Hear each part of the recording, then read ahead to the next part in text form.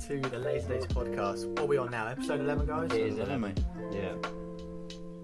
How you doing, Matt? How you doing, George? All good. All good. All Good to be back. I'm happy to see George as a familiar face on this channel now. It's good to see. I know, we've got George back again. I prefer it. Jake's not here again, unfortunately. 2 weeks on the trot, mate. Yeah, it is what it is. It is what it is. Bad.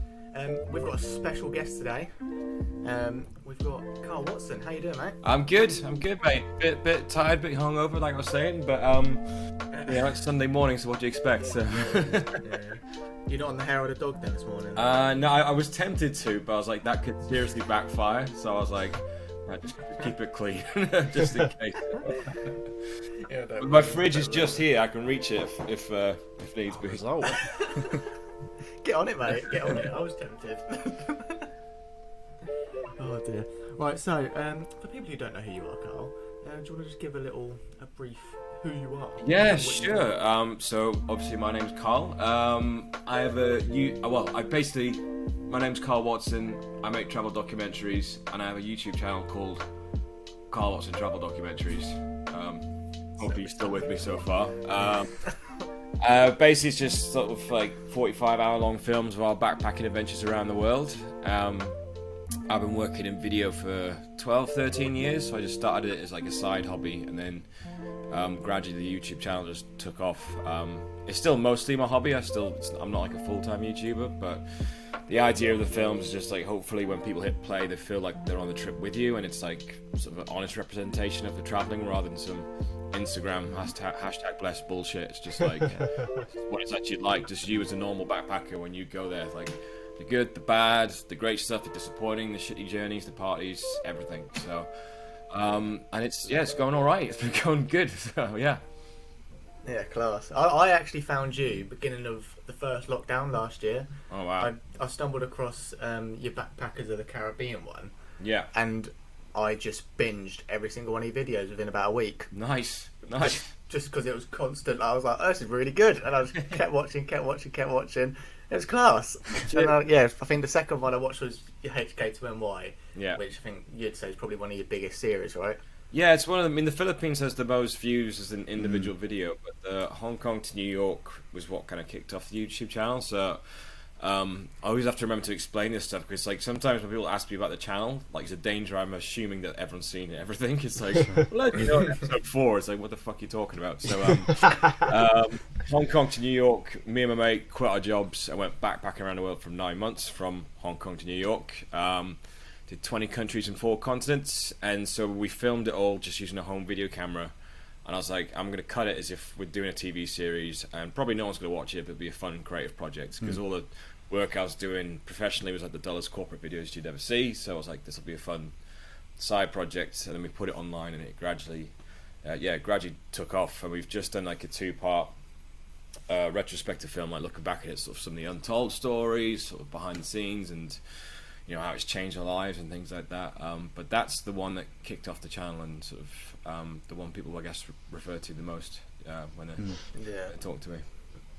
Yeah, I just finished the retrospective, and as much as I enjoyed it, it was quite annoying because a few of the questions that I wanted to ask you was answered in those questions. You can ask them again, it's fine. Yeah, we'll get there. We'll get there. Let's do that, because then I can just easily just script out the answers. It's fine. Yeah.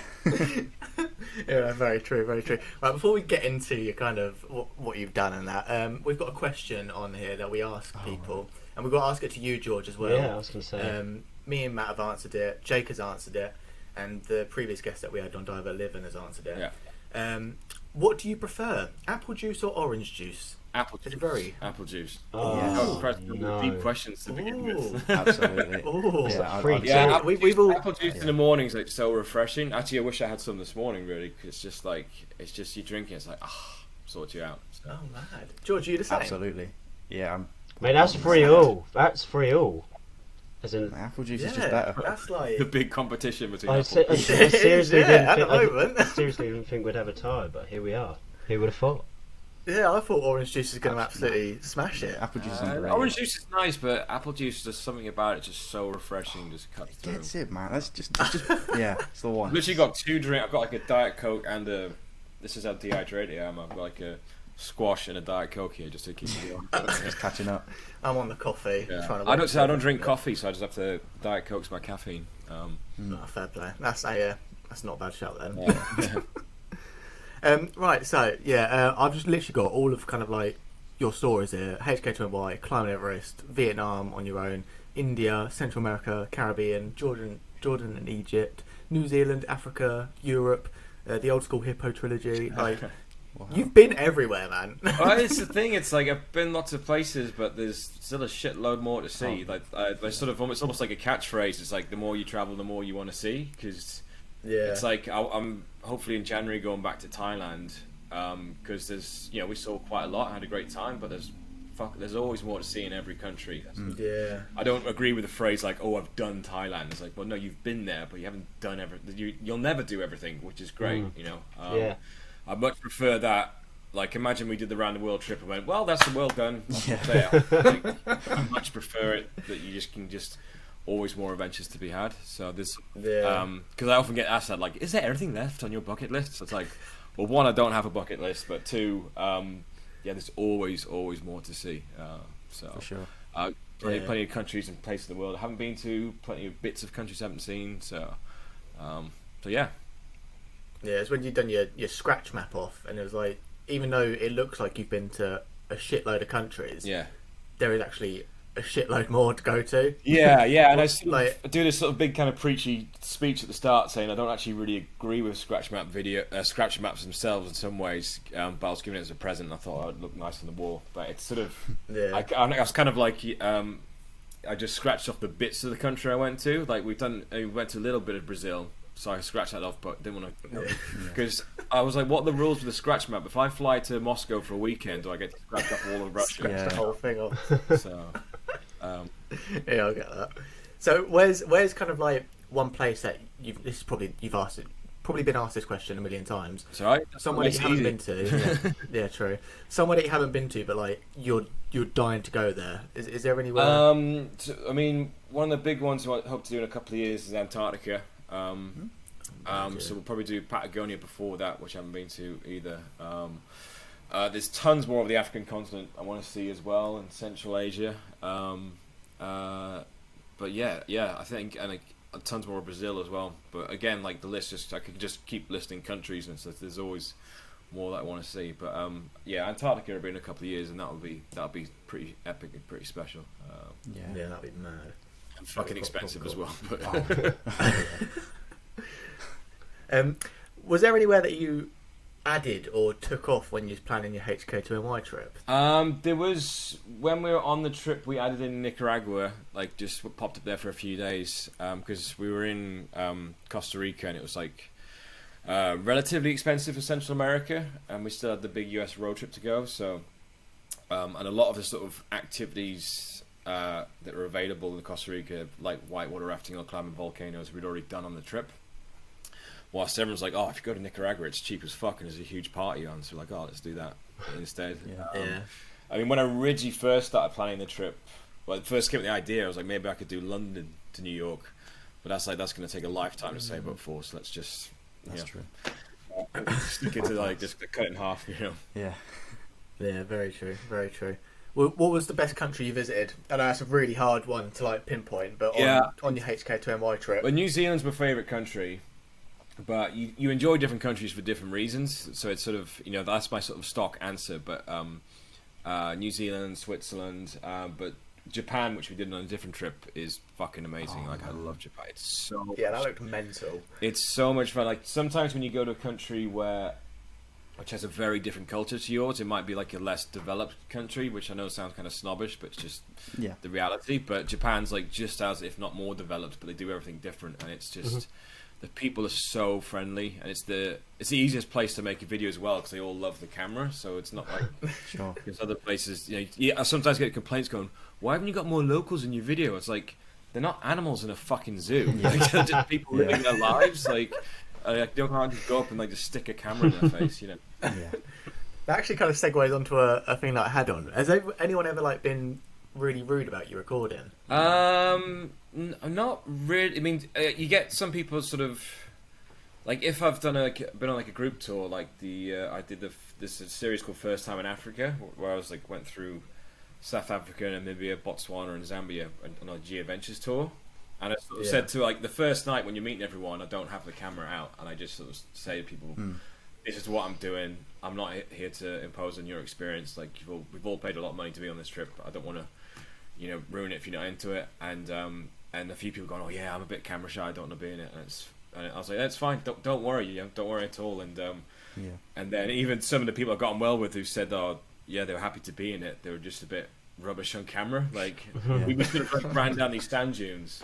And they go, "Oh, that was amazing! That was amazing!" So I get the camera out, like, how'd you find it? And they went, "Just say what you just said. I'm not asking for like a deep sort of spiritual analysis of what happened. Just say it was amazing." And then I was like, "Fuck's sake!" Then our guides, Steve and Anthony, had been making us breakfast, and I went up to them with a camera, like, "Oh, what are you making us?" Like, "Oh, I'm making the best eggs. No, I'm making the best bacon." I was like, "Right, this is the video. The video's going to be us two with a bunch of white people out focused in the background." Yeah, because when I was thinking about asking that, all I could think about was the Australian. It was a Whitsunday. Oh, it's the he was on that. Fraser Island. Yeah, I think he was just sort of because he was doing the safety briefing as well. He's probably just thinking like insurance stuff. But then the tour guide we had as well was a bit of a pretentious hippie one. He's like, "Oh, I don't do video." And like most tour, like pretty much every tour guide we had on that trip or other places, were like, "Oh yeah, great," because it's like promo and stuff. Or it's just they're just happy to help out, and I mean, back then I didn't have any followers or anything, but they were just, just being helpful. Whilst he was like, "No, I don't do that," as if I was gonna like steal his soul or something. Do you find a lot of people like that? Because I don't know about you lads, but I feel like when I get you kind of get used to sort of just judging what people are going to be up for it and not. Again, it's sort of when you meet people at Hostel, I never have the camera out straight away. You sort of get, rather than just come up going, "Hi, nice to meet you, I'm Karl," and just shoving a camera in the face. You just sort of ease people into it. The frustrating ones though, like on that Africa trip, there's like people at the start were going, "Oh yeah, please don't film me. I'm really camera shy," and I was like, "Yeah, don't worry, I won't." And then, and I'm still friends with these people. They are nice people. But when the video came out, they went, "Oh, I love the video, Karl, but I'm not in it." I was like, "What was the first fucking thing you said to me? Don't film me, and now you're wondering why you're not in the video." Like, yeah. What was the whole kind of feedback from people that you went on these trips with when they saw these HK2NY videos? Did they really enjoy them? Yeah, it's been wonderful, the feedback. People love it, and I think I mean, this is sort of the pat myself on the back thing, but because I do videos for a living and stuff, I actually like it's not just pressing record on a GoPro and uploading a little montage. It's like actually a proper video. So I think people don't expect it. So they're sort of like, "Oh shit, that's actually a real video," with like a story and stuff, rather than just. So they're always usually pleasantly surprised and stuff, which is great. It's really sweet getting the feedback. It's sort of, I talked about in the HK2NY retrospective, like all these people now say that the videos have inspired them. I'm like shit. Like we never. I know it sounds like a humble brag, but like we never planned to inspire anyone. It was never a goal. We never thought anyone's going to watch it. So it's just when people say that, it's hard to process it because we were just doing it for us. We're just going. Well, let's go traveling to have fun, not like let's go inspire people. I think I can 100%. I was just going to say, I think because having watched a couple, I think because you're so honest and real with it as well, I think that probably helps people make their mind up easier than just an Instagram post of like, "This place is great, my life's brilliant." You're just sort of explaining everything, breaking it down, and the honesty, and it's easier to connect to. It's sort of that, and it's like setting people's expectations right, rather than because traveling's not perfect. I mean, I love it to death, but there's a sort of Instagram makes it seem like as soon as you step foot on foreign soil, you're like in a magical utopia. When it's just not. It's not like that. But also, one of the points also made in the retrospective video is like we're not behaving any differently when the camera's rolling to when it's not. That's like important. We're not putting on a show. We're not doing a TikTok dance or some random shit, you know. Literally, there was a girl who was we met on the Philippines trip. She's in the video for a little bit. And she was trying to do a vlog, and we were like climbing the waterfalls. And the guide would just take my camera and I was like, you know, it's recording, mate, just hold it and film us climb the waterfalls and just getting our natural reactions. And then she said to me, "Oh, Carl, can you film a clip for me?" I was like when we're at the top of the waterfall, I was like, sure, like thinking she's going to climb back down and climb up. But she kind of did this sort of modeled slow walk, turn around, walk back. Yeah. And me and James were like, what the fuck was that? You know, what are you doing? That's such like an influencer thing. Yeah, so we just like, we sort of parted ways after that. Yeah, I don't blame her. I think one thing that I find mad is the beginning of HK2NY, where you first meet James, and then the ending, like what you said in the retrospective. He changed so much on it. I thought like he just grew a lot more confident in it. And especially on camera. Oh yeah, definitely on camera and stuff. Because that was literally the first time he'd ever been filmed like properly at the start. So, and I mean, we joke about it sort of now. Like he was also like, "Oh, why didn't you film this? Why didn't you film that?" You kept telling me to fuck off with the camera. But he's actually really good. Like even doing the retrospective video recently, after sort of kicking and screaming and sort of like, "Come on, mate, let's just do this Zoom chat." I was like, James, you love talking. Like, getting you to shut up's the hard things. Let's just film it. And I sort of, delivered him a creative side. I was like, go on, let's just do it. And he's like, fine. And then he does it, and he's awesome. Like, his stories are really good. They're interesting. They're funny. They're poignant. They're everything. You know, it's not like I had to sort of get some random words and put them together to try and construct a sentence just so James, like, he smashed it. And I was like, dude, like, what are you worried about? Like, why are you nervous? Because you're so good at it, actually. Like, I mean, as a professional editor, you spend a lot of time editing people who are shit on camera. So, he's not one of them, so, yeah. There was a part in the second retrospective video that you done where it was at the end, and he was saying about how you can't travel wrong. Yeah. Like, I thought that was such a good point, and it was quite deep, but it was like, he was so right. Yeah. There is no wrong way to travel. Well, I hate any kind of idea of hierarchy of travel. Like, I think the phrase I hate the most is like, oh, well, that's not a real authentic travel experience. Like, shut up, you pretentious prick. Like, where's the line between real and not? It's like the Matrix. What is real? How do you define real? Like, where's, it's like, and also, we didn't get to film the whole trip. Like, how do you know we didn't do this other thing or do that and stuff? Yeah, that's true. But any negative comment, but most of the comments are super positive. But any negative comment, I just obviously not everyone's going to like the video. Whatever you create, not everyone's going to like. That's absolutely fine. That's natural. But when I'm watching a video on YouTube and I'm like, oh, I don't like this, I click on another video and just carry on living my life. Your day. Exactly. Yeah. Spend the time to press like thumbs down and it's like, what are you doing? It's like you've got nothing better to do. Sad little life. Yeah. 100% get that. There was one thing that I was just watching your what was it? The one where he was in Belize. Oh yeah. And then you went to like the Star Wars temple and you swam with manatees. You done loads of stuff on that trip. Yeah, that was class. Yeah, it's a great. Central America is a really good backpacking spot, and it's more of a Southeast Asia is like a sort of. Certainly the backpacking scene's a lot younger. It's a lot like more first timers. Like when I went back to Vietnam in 2020 in a hostel, and I was like, fuck, I feel like I've crashed a school disco sometimes. Like, like got people singing along to songs, and I'm like, fuck, you weren't even born when this came along, were you? While Central and South America is more like people will do on their second or third trip, and so like the hostel like more of a wider age range and stuff. But yeah, there's literally just so much to do in such a small area, Central America, but there's so many different things to do. So it's like, and everyone's doing the same route pretty much. Right. So you just have like this convoy of friends that you make, all just traveling along, and so it's super easy and super fun and super cheap. Yeah. So What was Tikal like? Because I bet the camera didn't do much justice because it looked crazy. Yeah, it was good. It was yeah, we all it's the day when we were all super hungover, but we really enjoyed it, and you only get to see a small bit of it as well. It's like quite huge and hidden by the jungle. But the guide was good, and then he was sort of there's one of those bits where he's telling the stories where he's sort of going, oh, and this bit is where they shot Star Wars Return of the Jedi.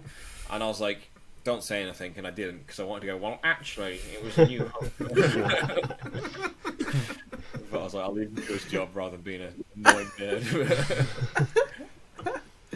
Well, out of all the kind of places you've been to that are related to film, what's the best place you've been to? Well, New Zealand's the obvious one for all the Lord of the Rings stuff. Oh, of course. Yeah. Not just Hobbiton, but the Everest location. There was when I first went to New Zealand in 2006 on my first backpacking trip. That was the first place I went to, and back then I just had like a little camera to take photos. I wasn't filming, and I filmed a little clip on my little compact camera, and it's like, you know, like this pixelated piece of shit. And so if you watch the New Zealand road trip video, I sort of go back there at the end of the trip, and I was like, oh, last time I was here, I was like, wished I had a proper camera, and I showed the little shitty clip. And now I'm back here and I've got a fucking drone, and it just cuts Peter Jackson style flying shots, and it was so it was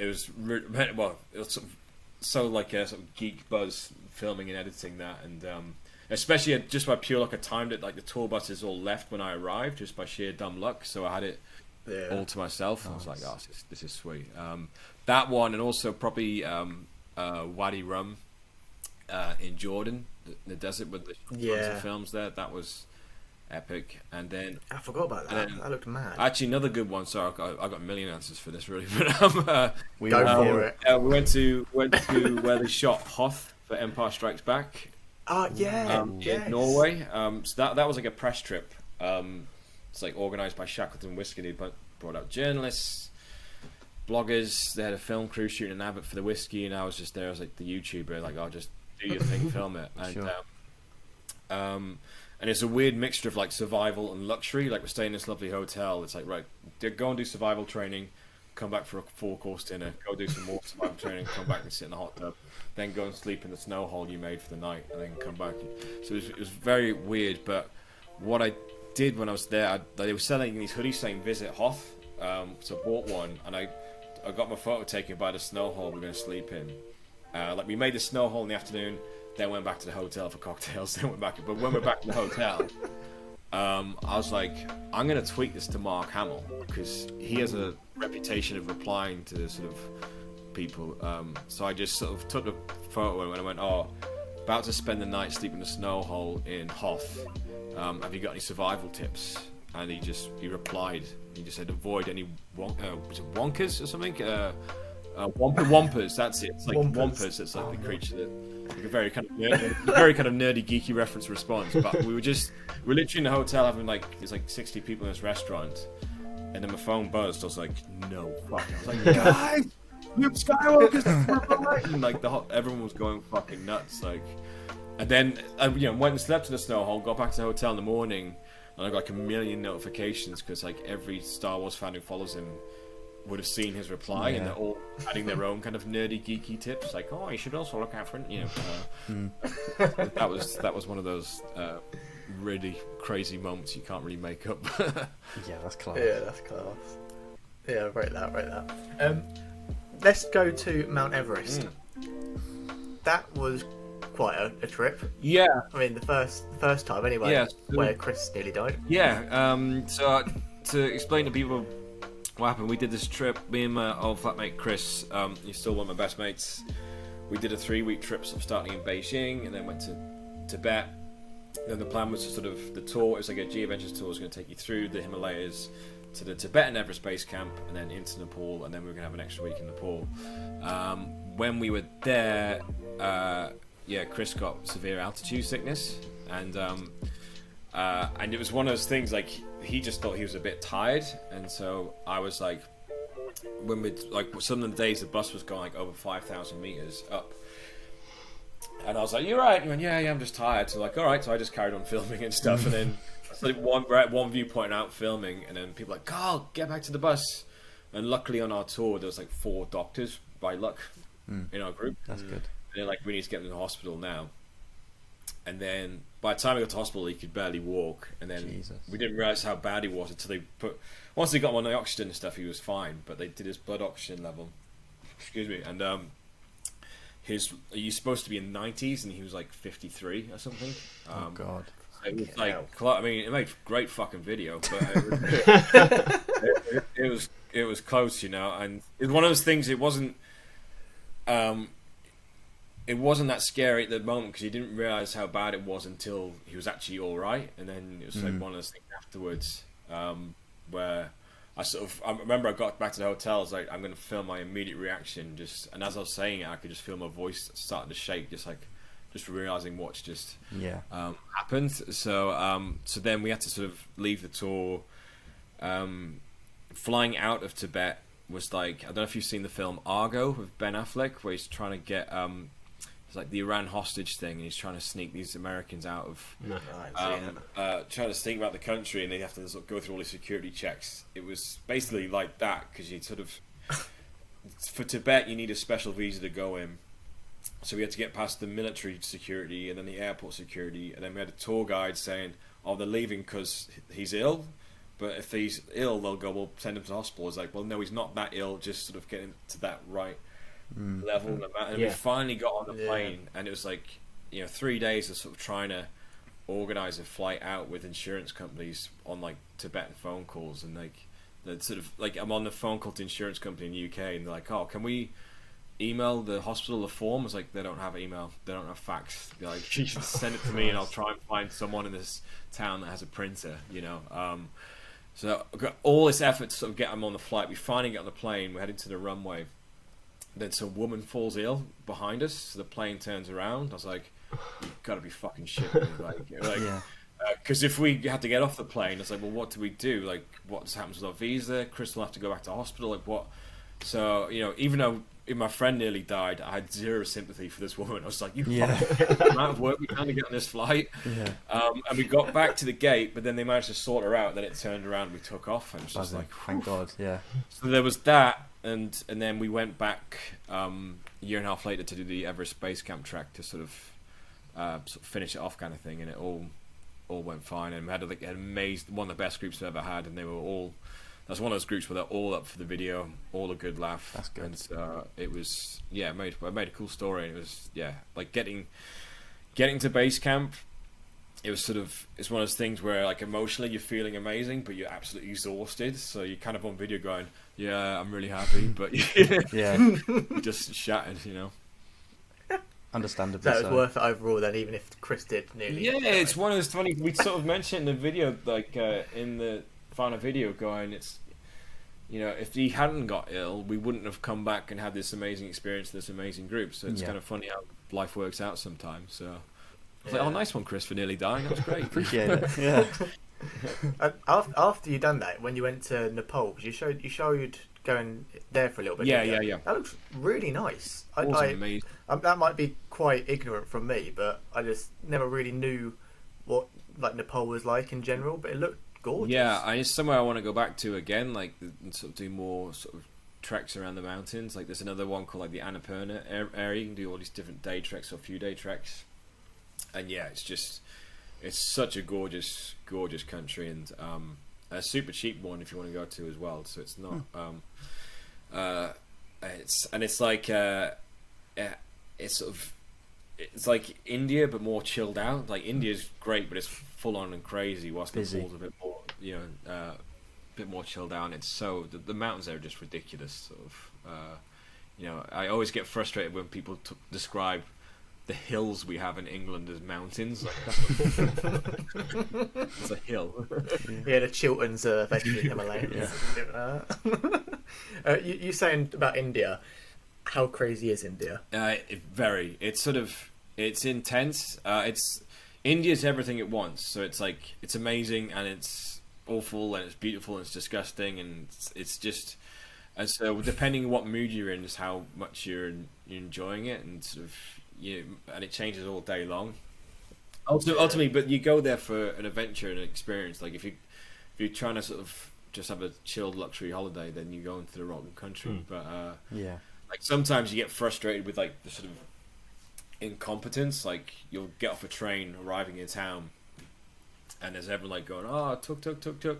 So you get in one and tell them the name of the hostel, and he just starts driving in the wrong direction where it is. And I know I've got it saved on my phone, so I'm end up directing him. I was like, I've been in this town 5 minutes, it's your whole life, and I'm directing him. But yeah, it was still an amazing place, really, really cool. But it was often a place. It's not like a big party place, but I found most days I sort of have like just 1 or 2 beers just to calm down at the end of the day. Sure. Like, fuck, I need a beer. That's intense. But my dad always said he wanted to go India, but I feel like he's the wrong person to go to India because he's not a patient man. He gets annoyed if I do something like slightly wrong, or if there's a lot going on, he'll get frustrated. So I can't imagine him enjoying India that much.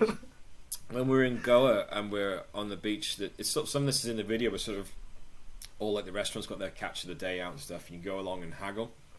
And there's one guy we're sort of haggling with, and he loved the camera and he was playing up to us, and so we agreed the price, brought out the meal, and then when he brought the bill, he tried to overcharge us. I was like, right, mate, we can do 1 or 2 things. We can either pay what we say it is, or I can find the video clip where you agreed to the price and show you that. Like, which one are we going to do? And he's like, oh, okay.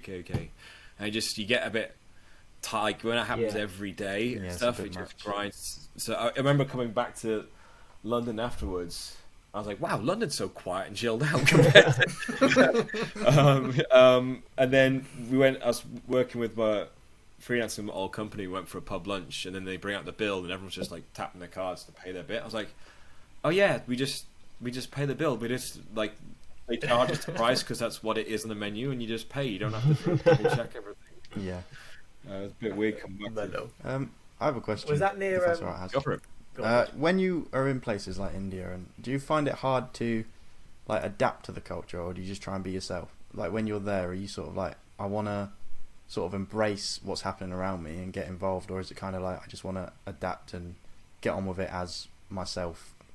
It's sort of, it's. I think you kind of just have to be yourself and just sort of, and it's helpful chatting to other like travelers at the hostel who might have been in the country already for a few weeks, because they can give you some tips and stuff, like, because you don't want to do anything to sort of offend people or piss them off or whatever like that. But then you don't want to be that pretentious hippie backpacker who thinks they've suddenly assimilated to the culture within 2 days. I get it. We did that as a joke actually on the back to the Everest trip when we had to leave the tour, so we flew to Kathmandu. But for when the tour arrived, we Chris and I went and bought out all the local clothes and stuff, and like had all these crazy outfits on, pretending we'd done just that. Like, oh, we've been here 3 days, guys. We've totally God. And so like we were waiting in the restaurant bar, and they all just walked past us because they didn't recognize us. So we were like, guys, and they were like, oh shit, So it's a bit of both. It's sort of like learning what the customs are, and sort of trying to learn some local phrase. Like if you can't speak the language, just learn a few phrases just to be polite. It goes like just by learning like pleases and thank yous and stuff like that just goes such a long way. Or just learn to say, oh, sorry, I don't speak Spanish, or I don't speak, like, just showing that, look, I'm aware that I don't speak your language and I'm in your country, but rather than just sort of be like, all right, mate, 2 pints, please, just show that you're actually making some kind of effort and aware of the fact, it just makes the biggest difference. Yeah, that's usually the one thing I try and learn is, can I have 2 pints, please, when I go away? Yeah. When me and my mate went to Thailand, that was like the first thing we learnt was two pints of ice. It was like the standard thing to learn, and not spicy. That was the other thing that I had to learn, because everything's bloody spicy there. Yeah. Even beer. Even beer. Yeah. Wow. How do you order beer, 2 pints of beer then? Oh god, mate, shut up. Mate, it's been a few years. I can't remember it. I know what's no spicy is. My ped is not spicy. My ped. Yeah. What is Jacob's gonna be really fuming with me that I can't remember this. He's usually right on it. I can't remember it, mate. Honestly, I bet as soon as I like translate it, I'd remember it. Sure. But... Oh well, we'll move on from that. Do your own research afterwards and look it up. Yeah. Oh, what was I going to say? Machu Picchu. Yeah.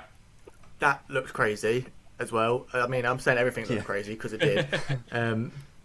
How nice were the porters? That was something I wanted to talk about. They just seemed amazing. Yeah. And like made that trip, surely. Yeah, they were really great. I mean, they're just sort of like carrying some of your luggage and all the camping equipment and cooking equipment and stuff like that. And the great thing G Adventures do as well is they hire local people from the mountains.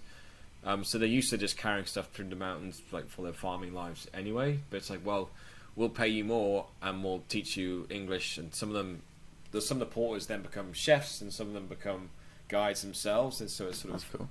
It's a nice way rather than just exploiting locals. It's actually we're going to pay you well and look after you and sort of give you all your skills and opportunities. But then they're the HK2NY people, I think, and some of them don't even speak Spanish, but our guide would translate and just sort of so you could start just having conversations, and it's just one of those random moments. And it's sort of like one of the bits I was going to have in the retrospective video, but I just cut it for time. But I was going to say the nice thing you sort of get out of traveling is you realize basically all people are the same, which I know sounds a bit kind of naive. Let's all join hands and sing Kumbaya, but it's fucking true. You know, it's like people just, people just want to live good lives for their friends and their family, and most people are looking out for you and good. Like you'd be stuck on Twitter all day doom scrolling. You think the world's full of a bunch of dicks, but when you actually get out into the world, like people are good, and it's such a cool thing to. It's one thing to say it or to hear it, but when you actually experience it, it gives you a sort of very positive outlook on life and stuff, which is it's great. Yeah, that's nice. Yeah, was Machu Picchu worth the walk? Yeah. It's sort of, I think. I had a couple of friends who went there and they didn't do the walk, and they just sort of went up to it and went, "Yeah, it's all right." But I think when you've earned it, it sort of, that makes sense. Yeah, makes it better. Like I even make the joke in the video when you sort of see people coming up. I was like, "You lazy motherfuckers! We've been walking 4 days to get here, and you just take the bus." But it was good. There was a funny bit. I always say I like the Long Way Round and Long Way Down series. They did it with Ewan McGregor and Charlie Borman. They did a new one, Long Way Up, and they get to Machu Picchu and they just got the bus up there because they didn't have much time. And then Ewan McGregor wants to hike up to this viewpoint, thinking, he'll get an amazing view, but he didn't realise that's where everyone on the Inca Trail comes to first thing in the morning. So he's thinking he's going to get this like nice, quiet solitude moment, and he gets there and there's like 500 travellers who all want their photo with him, and which he politely does. But you can see like, fuck, like I messed up. Yeah. Amazing. How did James do that in Vans or Converse, or whatever he had?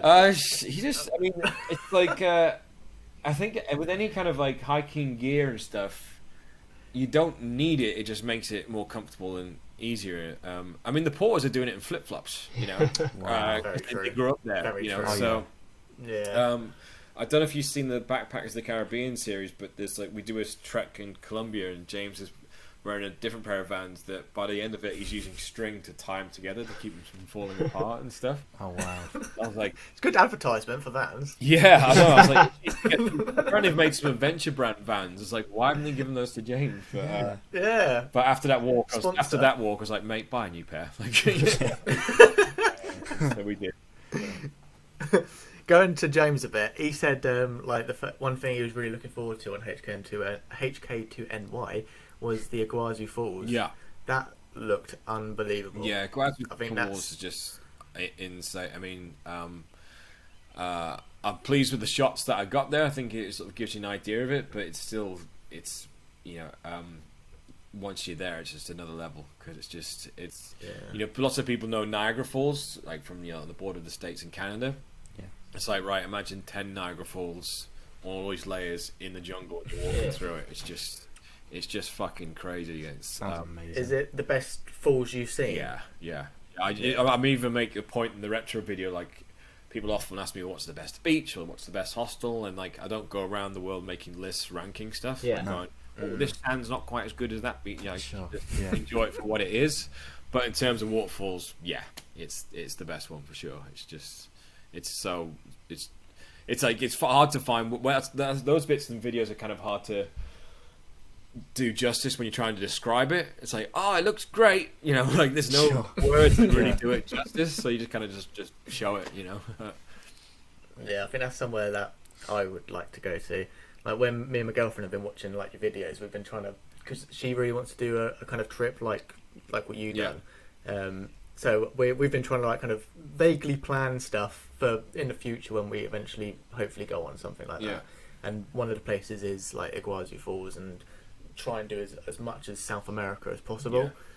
Is there, if you was planning our trip and you could add two things to go to, like two countries, let's say two countries, where would you say to go to, not miss? That's a very good question. Probably Brazil.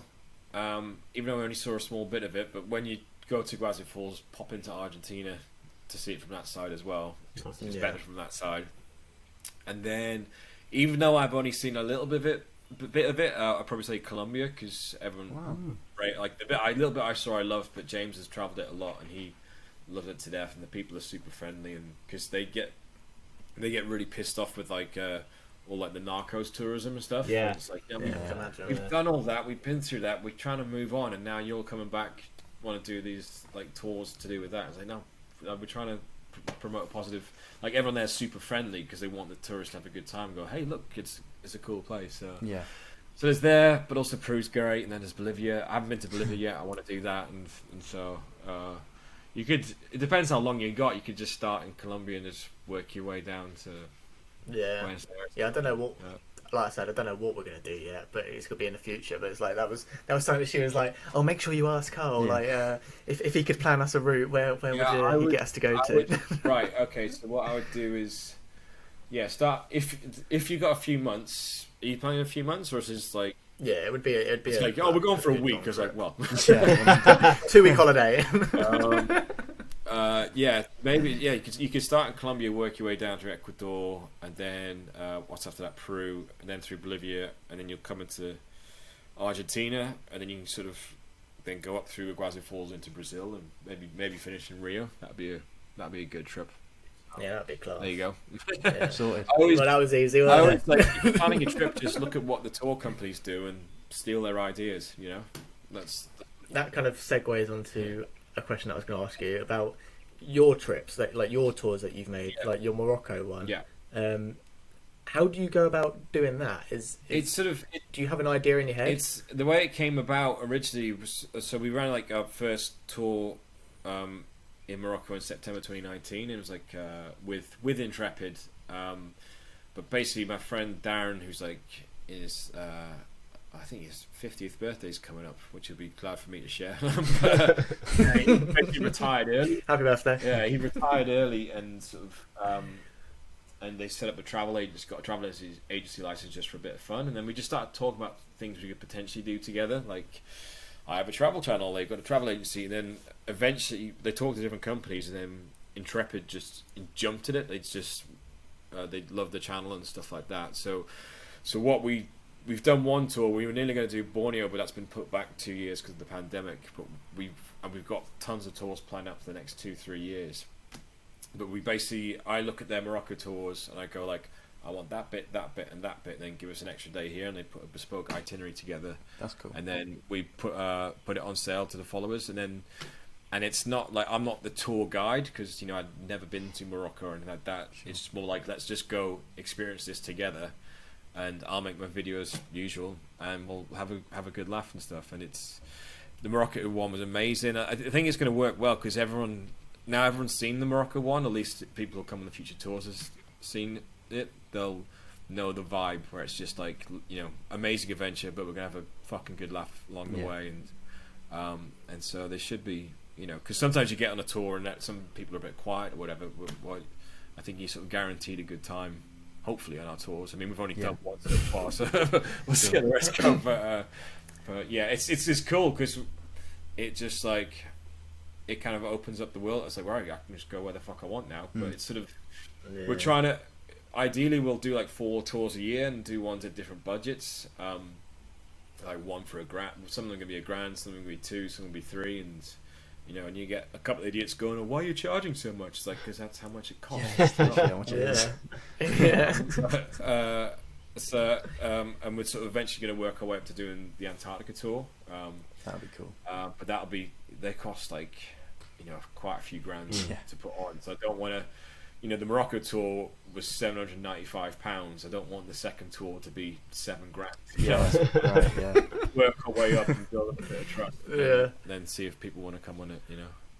Would you like a heavy advocate for like tour guides? So say like rather than just traveling to somewhere, it's better. You'd have a better time and have a better experience if you've got a tour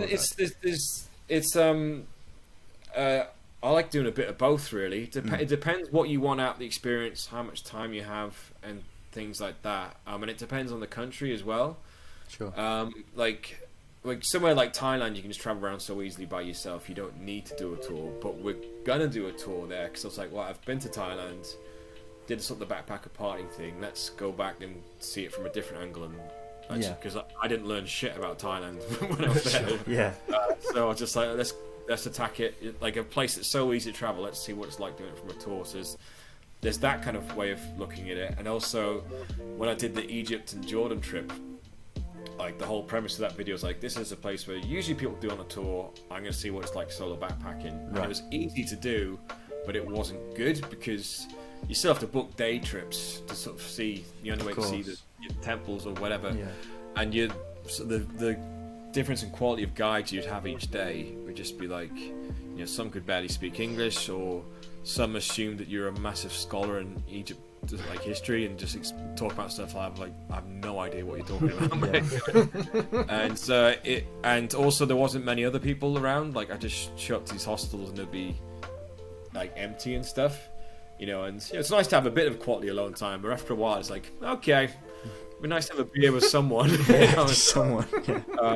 So it was one of those ones like, yes, you can do it by yourself, but especially where it's like so much history to explain, you want to go with a good tour company. But somewhere like Central America, you just go do. It's easy. So it depends what you want out of the experience, where you're going. Sometimes people like, if I'm lucky that I work freelance, so I can take the time off I want as long as the money's coming for the jobs. But if you're restricted to just annual leave, you might go, well, actually, fuck it, let's just have a tour, so it's all just taken care of. That's true. Go get the most out of the experience. And you can always, like, when we did that first Everest trip, the total time we were away was 3 weeks, but the tour was only like 10 days. So it was like, well, we'll have a tour for that bit, and then the other bit we'll go explore by ourselves. So you can.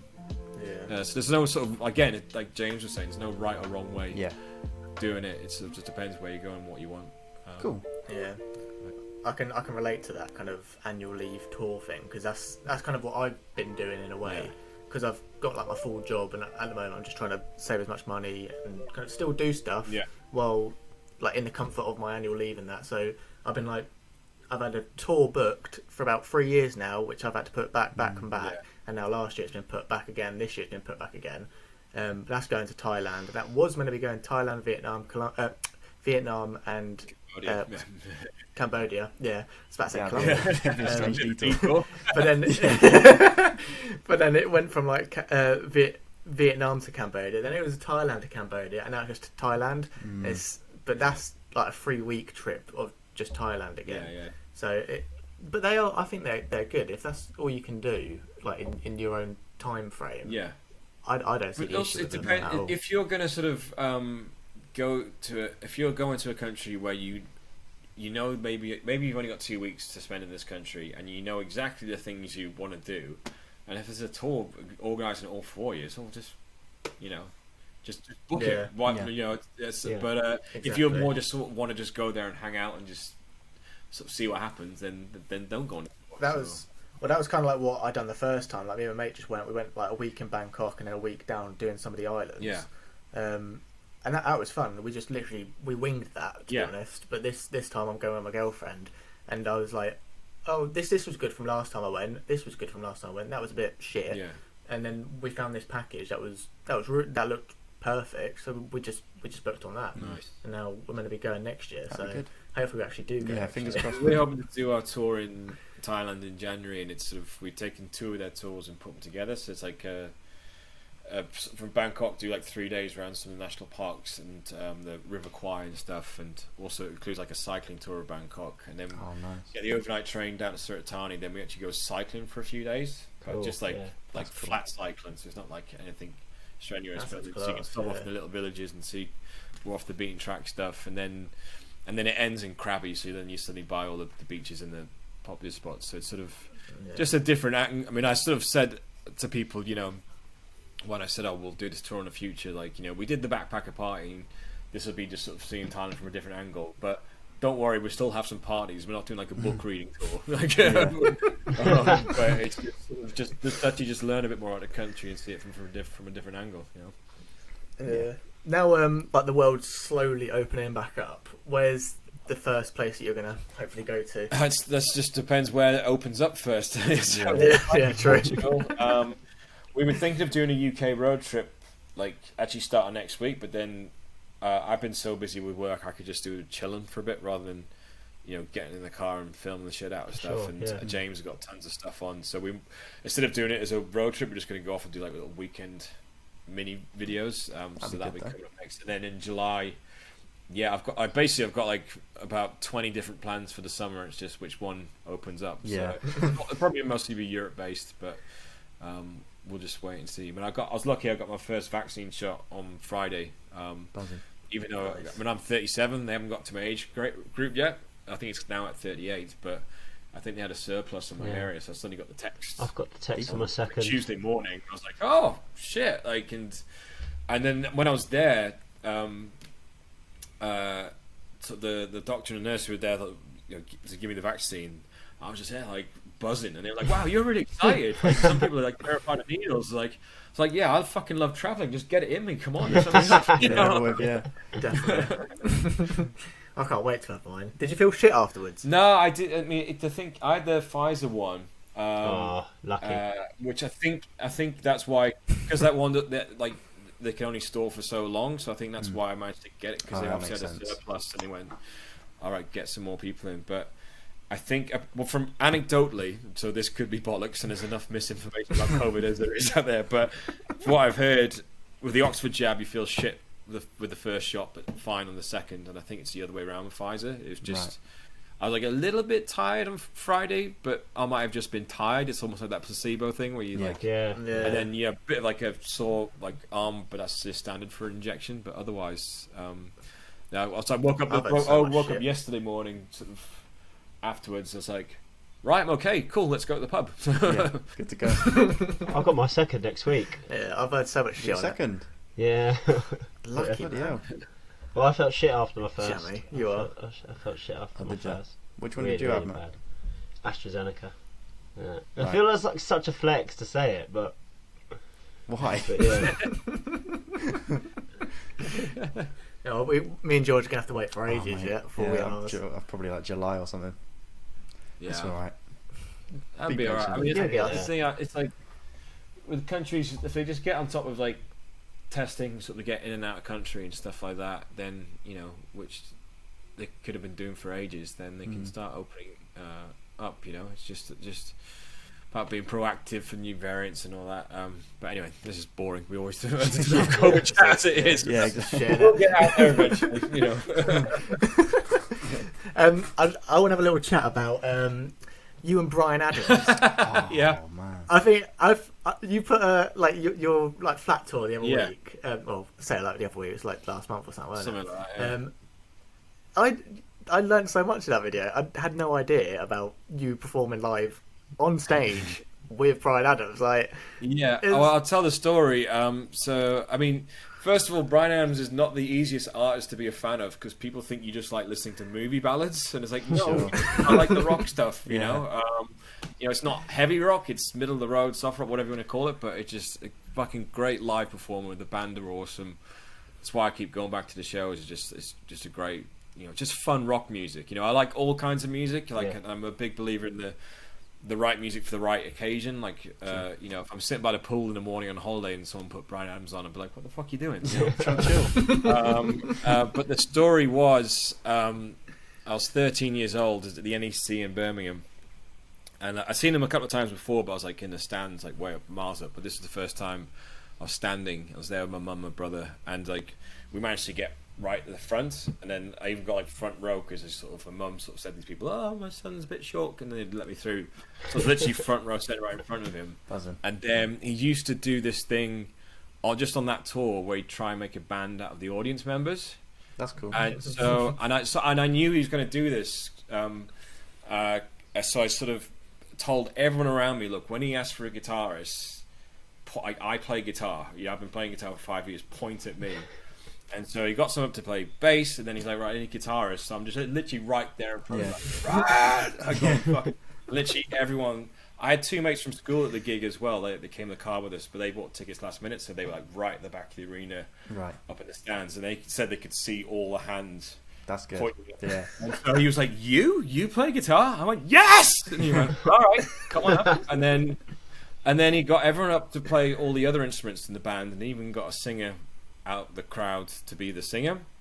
And of course, we're going to do Summer of '69. Wow. And I start playing the song, and this guy didn't know the words to Summer of '69. Bear in mind, this is someone who's paid to see Bryan Adams. Doesn't know the words. No. And then when the band's supposed to kick in, I kind of wave the guitar like that, and then no one starts playing. And it was just like, it dawned on me, like, everyone just said they could play the instrument just to get on stage and meet Bryan. Oh, man. Yeah. So it all starts falling apart, and I'm just playing along to the crowd because they're singing the right words. And then after the first "Those Are the Best Days of My Life," Bryan came up to the singer, and just tapped on the shoulder and went, "Have a seat, mate." Yeah. And he just sort of lowered the mic down, so it was just me, the guitar, and the mic, and I just finished the song by myself. Wow. In front of 12,000 people. That's So crazy. Mental. it was not, and it was just literally like, when you listen to the audio recording, when I sort of go up to the mic, you hear the crowd just suddenly go quiet. It's like, oh shit, can this kid do it? I started singing, and the place went fucking nuts. And That's class. sort of turn around, and like Bryan Adams is sitting there going, "Oh, this is awesome." And like, like a 13-year-old, your hero is sitting there thinking you're doing amazing stuff. The literally best moment of my life, still probably. Was it one of the best days of your life? Yeah, there you go. Yeah. Oh, wow. I mean, it's so funny. It was a Sunday night. Oh, George just got it. Yeah. I was late to the party there. It was so funny because it was a Sunday night, so we drove back. I lived in Durham. My mum drove us back. You know, we're all just sort of sleeping in the car, and then I had school the next day, and everyone's like, "Oh, what did you get up to last night?" I was like, "Well, Oh, I got funny a story for you. Oh yeah. Yeah, bragging rights big time. All right, amazing. Yeah, it was kind of nice because I sort of told a few people, but then because one of my mates from school was there at the back, he fucking told everyone. So by the time it came to like the first sort of break time, everyone. So I didn't have to sort of go around. They knew. Bragging. Like, everyone was just coming up to me and go, "What the fuck?" So I was like, "Oh, I didn't want to bring it up, but now yeah." Would you say he's been like the best person you've seen live? Yeah. I mean, Springsteen? Springsteen's great live. You know, put so much passion and energy in. Bon Jovi used to be good live. He can't sing anymore, but they were like them on a good day. Like, his voice is just fucked. But in their prime, like them in a stadium, just get the crowd going so well. But it's just it's because I always get. You know, having played in bands and stuff, I get frustrated with even some major bands out there. Like, I love Oasis, but it's like, guys, you just stand there looking fucking miserable. Like, put on a show, you know? I think some bands make the mistake that they think a gig is just you playing the songs in front of people. It's like, no, you're doing a performance and get the crowd engaged, get them going, and there's very simple musical things you can do to get the crowd going more and stuff. And some bands just sort of go, "Hi, good evening, it's our first song," and then just play it, and then thanks, this next one's about this. It's like, fucking, like, if you're not enjoying it, the crowd's not going to enjoy it. You know? Do you think you'll ever get back into kind of your music in a band or something? It depends. Like, it's sort of, I mean, this is the ultimate first world problem, but the reason I'm not in a band is because I'm travelling too much. Yeah, that is a first world problem, isn't it? But I'd love to do it again. I mean, I literally treat myself to a new guitar. I showed up yesterday. Nice. Sort of been saving up for it because I haven't been able to spend money on travelling. I sort of it's the first time I bought a new guitar in like 20 years. What guitar did you get? I got a Gibson Les Paul. I can show it. It's right. I'm not gonna break out into song. That'd be cheesy as fuck. Do a song now, guys. Oh mate, yeah, This is wonderful. Yeah, So, yeah. It's a fucking beast, but yeah. So by getting that, it's sort of going to encourage me to sort of just play more often than not. There's a bunch of new guitar solos I want to learn and just sort of practice a bit more, and, you know. And then we'll just see. I mean, I like it when I'm traveling and they have open mic nights. I'm always just get up there and, you know, That's cool. have a song and stuff. Again, which are always easy to do. Like open mic nights, someone's like, "Oh, I want to play this B-side from some artist you've never heard of," or this is a song I wrote whilst I was in Cambodia. And just thinking about life. Dreadlocks and all that. Play a fucking, you know, play Summer of '59. Play, you know, Save Tonight or whatever. Play something people know. And suddenly the whole bar's singing along. It's not complicated, you know. Yeah, that was a bit like you in Australia, weren't it? Where was it Scotty? Yeah. You was with, and you was all singing a song there with your guitar. Yeah, I had the guitar out, and then he had a didgeridoo, and then we basically just sort of made like a band. Everyone just got like kitchen spoons and stuff like that. Yeah. We made a lot. But there was another group. We were traveling south. And there's another group traveling north, but they were just being boring and all went to sleep early. We had them making music and getting drunk and loud. But there was like in that other group, our group only had 12 people in. That other group was full. It was 21, and 20 of them were women. So it's like one guy is 20 women. Wow. And then the next day on the bus, we were doing like a sort of girls versus guys quiz, and the girls. One of the questions for us, like, which of the guys from our group did all the girls from the other group have a crush on? And because they heard them talking about, but the answer was me. But they were like, apparently talking about me when they went to the bathroom, like, oh, like that. And I was like, why are you telling me this now? 5 hours in the opposite direction to these 20 girls that I'm never going to see. Why didn't you tell me last night? That's a pain.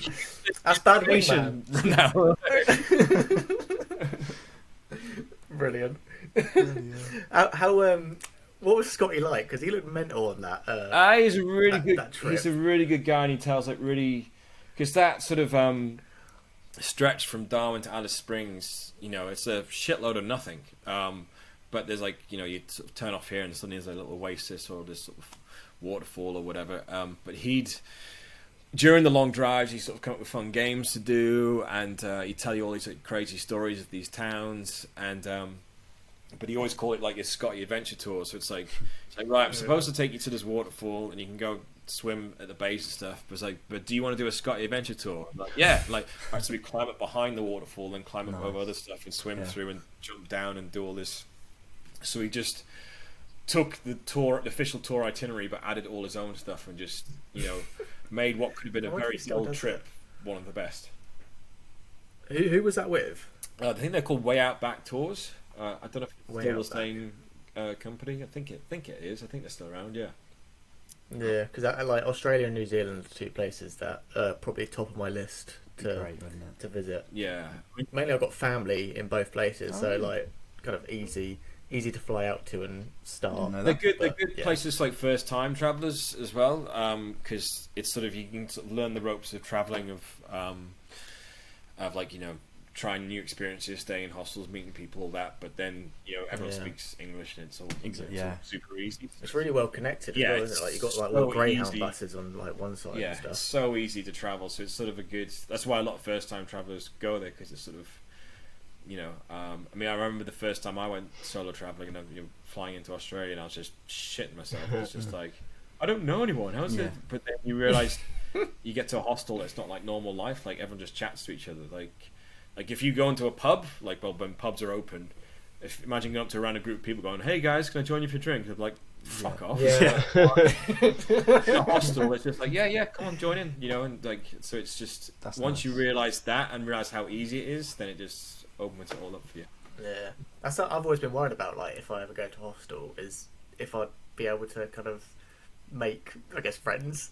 Yeah, like, and conversation with people. It's sometimes some hostels are better than others, and you know, maybe if it's your first ever trip as well, if your first hostel shit, we'll just move to the next one. You know, but you know, chat to people in your dorm, chat to people in the lounge, chat to people in the bar, book on one of the day trips, you'll meet people or something like that. There's lots of different ways. And what I did in India, some of the hostels you get there, and I know there's people in the hostel, but there's no one in the lounge. So everyone's just in their room on their phones. So I sort of use the old Field of Dreams quote: "If you build it, they will come." So what I do is I'll go and buy a bunch of beers, sit in the middle of the lounge by myself, and then someone will go like, "Oh mate, where'd you get those?" It's like, "Oh, there's a shop down the road, but here, have one."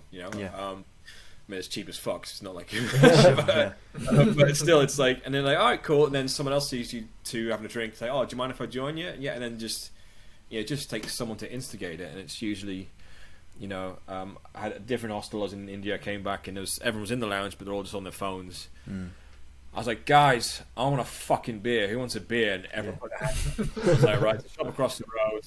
And then I just came back with this huge crate. And everyone was like, "What do we owe you?" I was like, "Nothing. It's it was like a 10 for 20 beers or something less." It's like, don't flatter yourself and buy idiots. I'm spending 50p on you. Was it hard to find beer in India? Because I thought it was really hard. It is quite tricky. I mean, it depends on the different I don't know what they call them, like states or whatever, the territories, whatever regions. The official name for it is in India, but some of them have different rules, and some places, it's just a beer shop and you go in like normal, but some of it's like really sketchy, kind of down a dark alley, and then you have to go around this corridor and sort of go through a cage, and there's a big mental crowd of drunk Indians, and it's like the weirdest experience in India. I tried filming something on my phone. And this guy came up to me just shouting like, "Oh, because I think I was in Kerala and they have weird drinking laws," and he was like, "You don't film me. You're not supposed to film me. You have no." I was like, "Mate, I wasn't. I was just getting a wide shot of the crowd." He's like, "Oh, you don't film me," and he was getting really aggressive. So I just went, "Mate, why the fuck would I film you? I don't even know who you are." And he was like, "No, you delete that clip right now." And so I literally just went, "Okay," and I just sort of literally went. Tap my phone like that. See, didn't delete it, but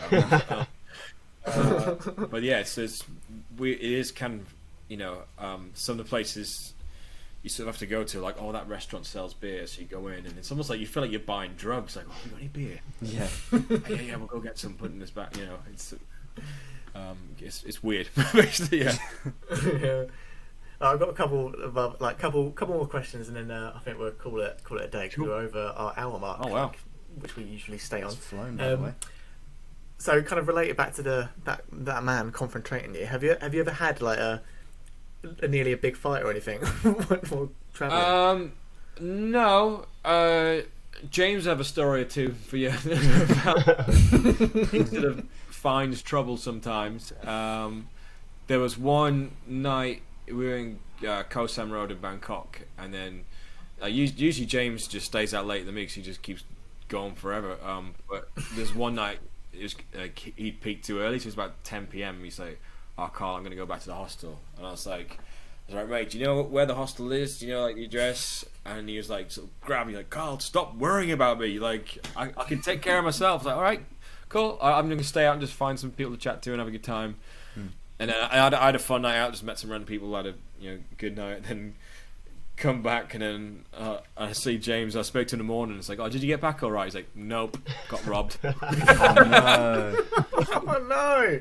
I think basically got into a tuk-tuk, and it was like maybe 100 baht, but he only had 1,000 baht note, and he didn't have the change, and the guy refused. And then he basically, when James was like, "Oh, but I'm not going to pay you that, just and then basically just drove him to all his mates. He's like, "Give us 1,000 baht now," and so he had to do that. And walked the rest of the way. So I was like, he was like, "You were right, Carl. I should have stayed with you." To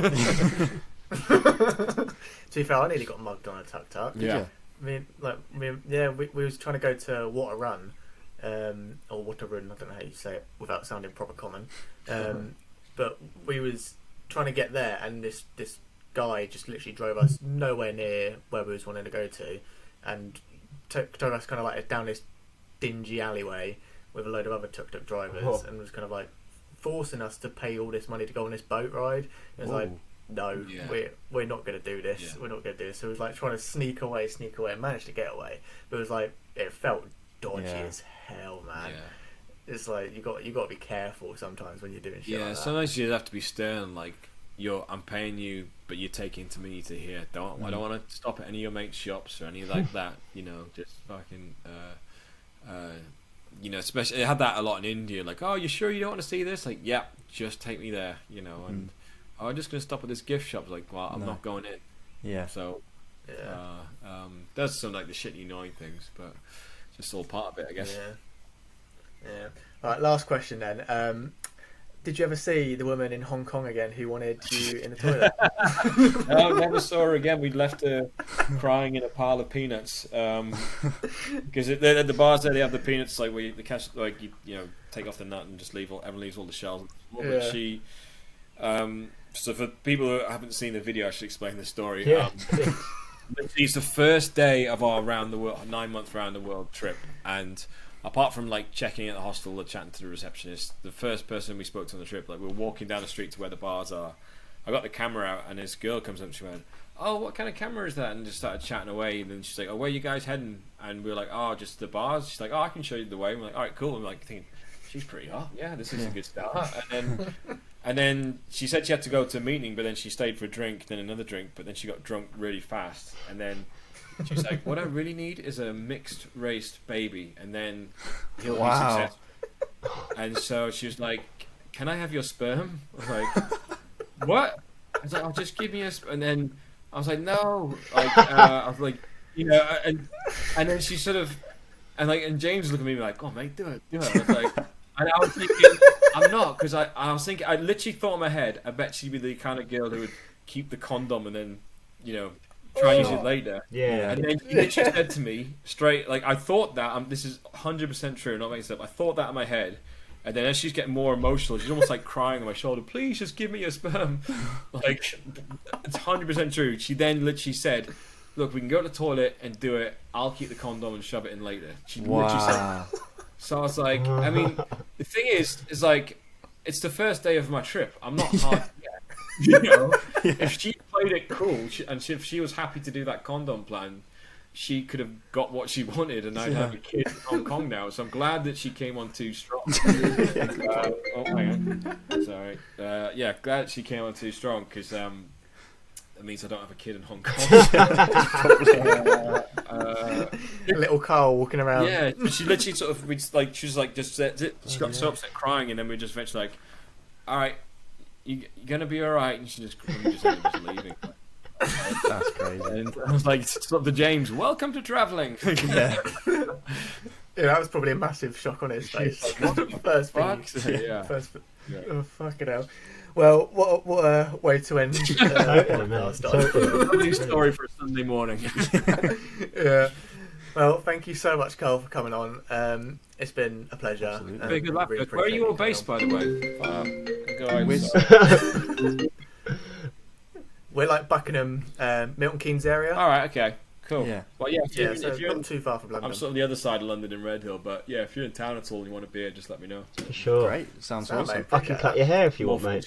Yeah, sweet. More fun chatting in person rather than over Absolutely. Zoom. Yeah. Yeah, definitely. Give us a shout if you're about. Absolutely. Yeah, sweet. I appreciate that, mate.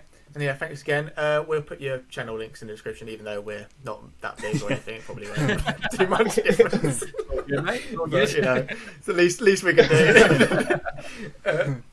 People know thanks what the again. hell I've been talking about, at least. Yeah, exactly. If you haven't watched any of these videos, definitely go watch them, because they are who the fuck's this guy?